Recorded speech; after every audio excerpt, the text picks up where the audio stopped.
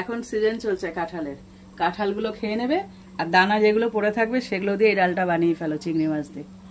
এই ডাল এত বিখ্যাত যে খেলে আর ভুলতে পারবে না, খুব সুন্দর খেতে। এই যে হলো। নমস্কার বন্ধুরা, আমার চ্যানেলে তোমাদের সবাইকে স্বাগত জানাই। এই দেখো আমার হাতে কি, এটা হলো কাঁঠালের দানা। এই সময় সবাই কাঁঠাল খাচ্ছে, সবাই কাঁঠাল নিয়ে টানাটানি করছে, আর আমি দানা নিয়ে টানাটানি করি। আমার না এই একটা ফল একদম সহ্য হয় না, ওর গন্ধ শুকলে আমার না মনে ফিট হয়ে যাবো। লোকে আমায় ভ্যাঙায়, কোনো ফলের গন্ধে কেউ মাথা ঘুরায়, আমার মাথা ঘুরায়। এমনকি অনেকে না টিফিন বক্সে করে দেবে, ফ্রিজে রাখে, সেটা পর্যন্ত রাখি না। আমার একদম দু চোখে দেখতে পাই না, কিন্তু এর যে বীজটা মানে দানাটা অসম্ভব ভালোবাসি। এটা দিয়ে অনেক রেসিপি হয়, তার মধ্যে একটা বিখ্যাত রেসিপি আজকে তোমাদের সঙ্গে শেয়ার করব, যেটা আমার শাশুড়ির থেকে শেখা। এই কাঁঠালের বীজটা আমার পাশে যে দেওর আছে, ওই দেওরে দিয়েছে আমাকে। আমি বলেছিলাম তো আমি কাঁঠাল একদম পছন্দ করি না, তো ওরা কাঁঠাল অল্প পাঠিয়েছে, যেগুলো আমি একদম মানে ওরা বাড়ির লোক আমার খেয়েছে, আমি একদম ভালো লাগে না। তো ওই দানাগুলো আমাকে দিয়েছে, এটা আমার খুব কাজে লাগবে। তো আজকে ওই দানাগুলোকে কালকে রাতে ভিজিয়ে রেখেছি আজকে করবো বলে। আগের দিন রাতে এভাবে ভিজিয়ে রাখবে, খুব সহজ একটা রেসিপি কিন্তু পুরো ইউনিক। জানি না তোমরা কে কে খেয়েছো, এটা একদম বাংলাদেশ স্পেশাল একটা ডিশ, যেটা আমার শাশুড়ির থেকে শেখা। আমি বিয়ের আগে জীবনেও খাইনি, এটা একমাত্র আমার শাশুড়ির থেকে এখানে এসে খেয়েছি।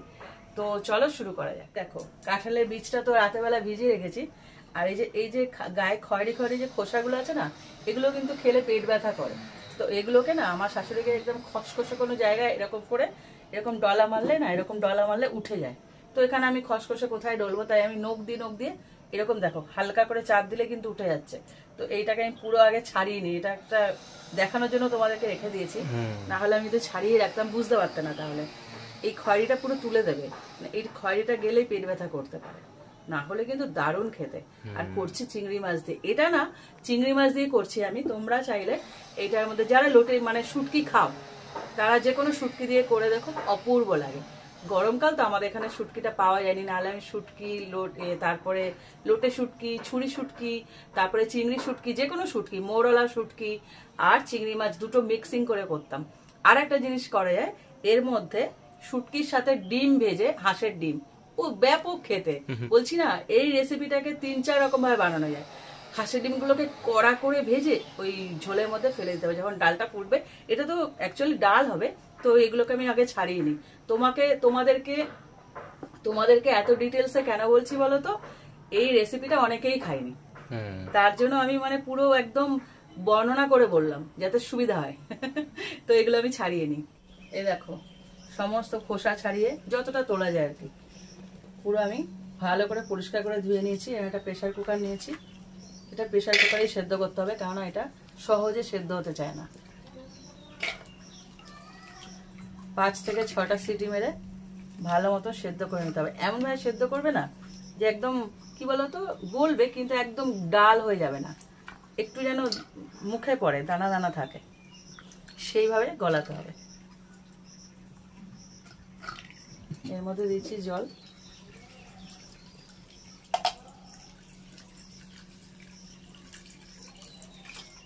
আমার উনুন ধরানো হয়ে গেছে, এবার বসিয়ে দিচ্ছি।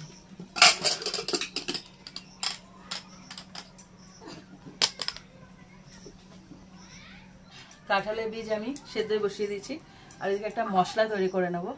এখানে নিয়েছি আদা, কাঁচা লঙ্কা, রসুন অনেকটা নিয়েছি, কারণ এই রেসিপিতে রসুনটা একটু বেশি যায়। আমি অন্যান্য রেসিপিতে যতটা যায় তার থেকে অনেক বেশি যায়। আর নিয়েছি মাঝারি সাইজের 2টো পেঁয়াজ কুচি, সব একসাথে বেটে নেব। একদম পেঁয়াজ, রসুন, মাছ দিয়ে একদম সুন্দর করে তৈরি করতে হবে। একদম চট্টগ্রাম স্পেশাল রেসিপিগুলো এরকমই, জমজমাটিয়া রেসিপি। হ্যাঁ, আমার কাঁঠাল বীজগুলো সেদ্ধ হয়ে গেছে, নামিয়ে ফেললাম। এবার বসিয়ে দেবো কড়াইটা। এবার ওর মধ্যে দিয়ে দিচ্ছি তেল। প্রথমে চিংড়ি মাছটাকে ভেজে নেব, তেলটা গরম হোক ততক্ষণে আমি ওর গায়ে একটুখানি লবণ হলুদ মাখাই, দেখতে ভালো লাগবে। আজকেও বৃষ্টি একটা আসছে মনে হচ্ছে, মেঘ ডাকছে হালকা হালকা। তো বর্ষাকাল তো এইটুকু তো হবেই। এবার এটাকে ভালো করে মাখিয়ে নিই। তেলটা গরম হলে এটাকে ভেজে নেবো ভালো করে। চিংড়ি মাছ যত দেবে তত স্বাদ হবে, বললাম না আরো অনেক কিছু পড়বে এর মধ্যে। এটা তোমরা মাছের মাথা দিয়ে করতে পারো, চিংড়ি মাছ দিয়ে করতে পারো, চিংড়ি মাছ মাছের মাথা একসাথে করতে পারো, চিংড়ি মাছ শুটকি মাছ একসাথে করতে পারো, শুধু শুটকি মাছ দিয়ে করতে পারো, শুটকি মাছ চিংড়ি মাছ মাছ হাঁসের ডিম দিয়ে করতে পারো, অথবা মুরগির ডিম দিয়ে, এতগুলো দিয়ে করা যায়। এত সুন্দর একটা রেসিপি। তেলটা গরম হয়ে গেছে, এবার চিংড়ি মাছগুলোকে ভেজে নেব।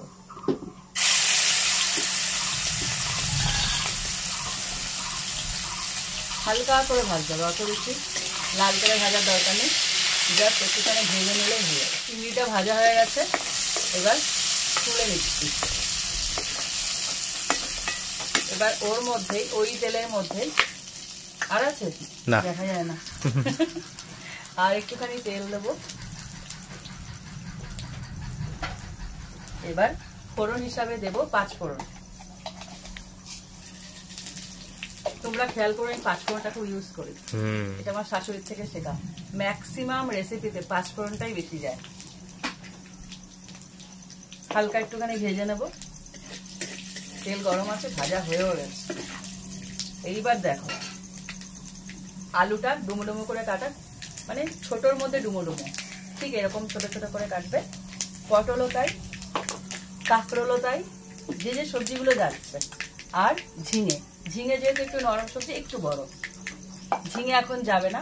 প্রথমে এই 3টে সবজি দিয়ে ভেজে নেব।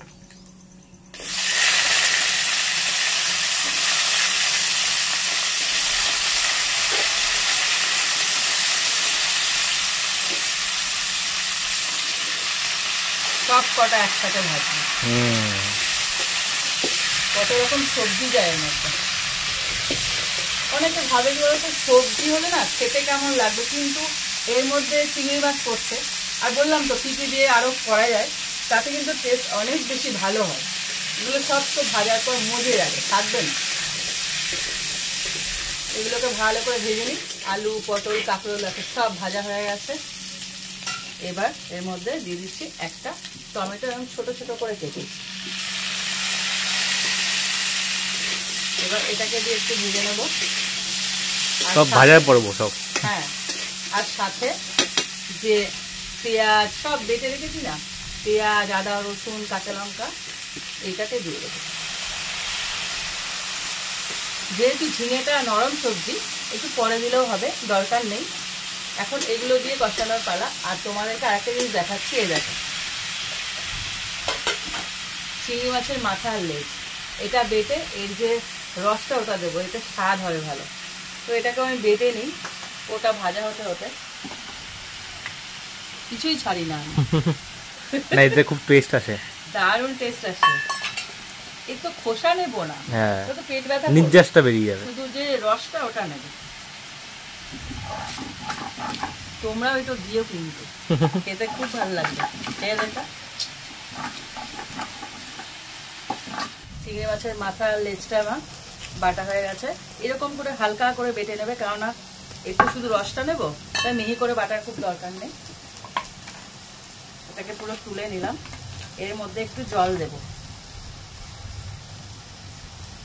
এইবার এটাকে এরকম করে হালকা করে চটকে নেবে। এইবার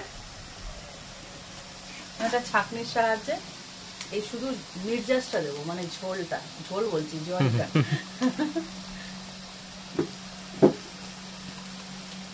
একদম যেন খোসাটা না পড়ে, এমন চেপে চেপে করবে, দেখবে শুধু ছিবড়েটা পড়ে থাকবে আর রসটা এর মধ্যে চলে যাবে। তরকারি টেস্টটা বাড়ায় আসলে।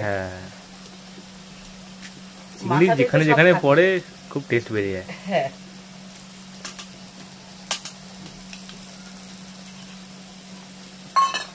ব্যাস হয়ে গেল কাজ। কিছুই না, আবার অনেক কিছু। এটা দিলে স্বাদটা ভালো হয়। এটা দিয়ে কিন্তু ভালো করে কষাতে হবে, কারণ চিংড়ি মাছের যে পুরো গন্ধটা এর মধ্যেই তো থাকে। কত রকম ভাবে মানুষ খায় বলো। এবারে সমস্ত মশলাগুলো এক এক করে দিয়ে দেবো।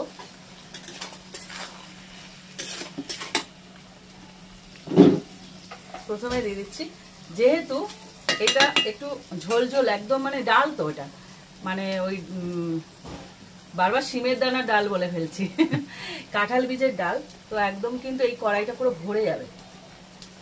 এবার দিয়ে দিচ্ছি লবণ, সেই আন্দাজে লবণটা তোমরা কম বেশি করে দিয়ে দেবে।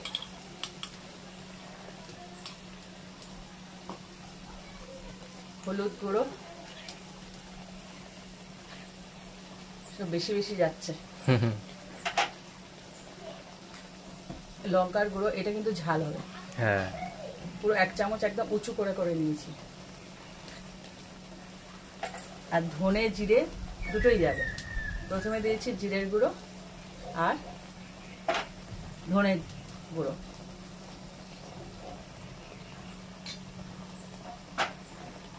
আর বলেছিলাম না যে ঝিঙেটা পড়ে যাবে, এই সময় ঝিঙেটা দিয়ে দেবো। ঝিঙেটাকে ভাজার দরকার নেই, সব একসাথে কষাবো। ডালের দেখা নেই কিন্তু এখনো প্রেসার খুলিনি, এটাকে ভালো করে কষিয়ে নি। এই মশলাটা না কষাতে হবে, যে ডাল না এটা বীজ, হ্যাঁ ডাল না এটা বীজ, হ্যাঁ ডাল তো হবে, তাই ডালই বললাম, ওটা এতক্ষণে গলে ডালই হয়ে গেছে। তো এই মশলাটা দিয়ে কষাতে কেন বলছি, এমনি তো মশলা কষাতে হয়, এখানে বেশি ভালো করে কষাতে হবে। এখানে ওই যে লেজ আর মাথা বাটাটা দিয়েছি না, খুব ভালো করে কষাতে হবে কিন্তু। দেখো সমস্ত দিয়ে একদম খুব ভালো করে কষিয়ে নিয়েছি। এবার দিয়ে দিচ্ছি চিংড়ি মাছ, যা খেতে হবে না, মাছ তো খেতে হবে। আর ওদিকে প্রেসারটা খুলে দেখি খবর কি।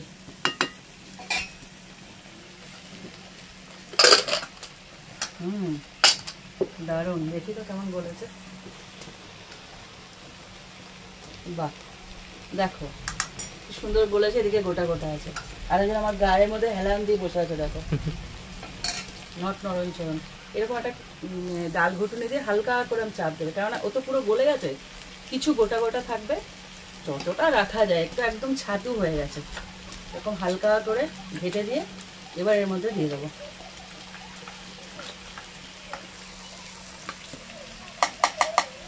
ছাতু হয়ে গেছে, যত সুন্দর গলবে তত ভালো স্বাদ হবে।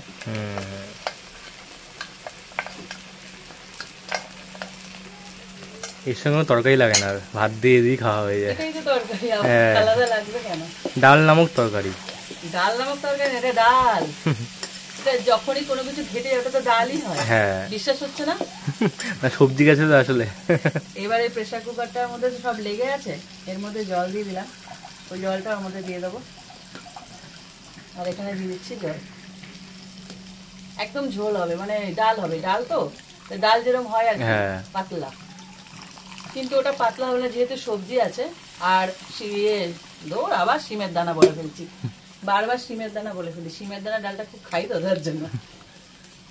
এই কাঁঠাল বীজের ডালটা যেহেতু খুব ভালো করে গলেছে, ঠিক ঠিক একটা ব্যাপার আসবে, তবে ঘন হয়ে যাবে, যতটা পারবে জল দেবে, আস্তে আস্তে বসে যাবে। দেখো কিছু বীজ এরকম গোটা আছে মুখে খাওয়ার জন্য, আর তো পুরোটাই ডাল হয়ে গেছে।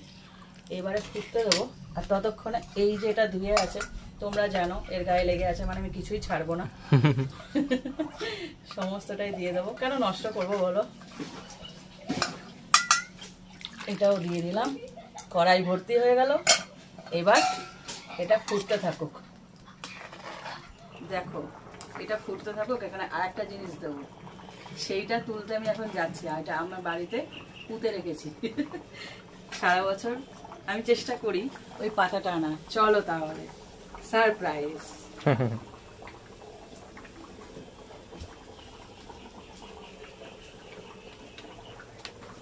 মা বানানো মানে ক্ষেত ক্ষেত, তো আমার ফুল গাছ। হ্যাঁ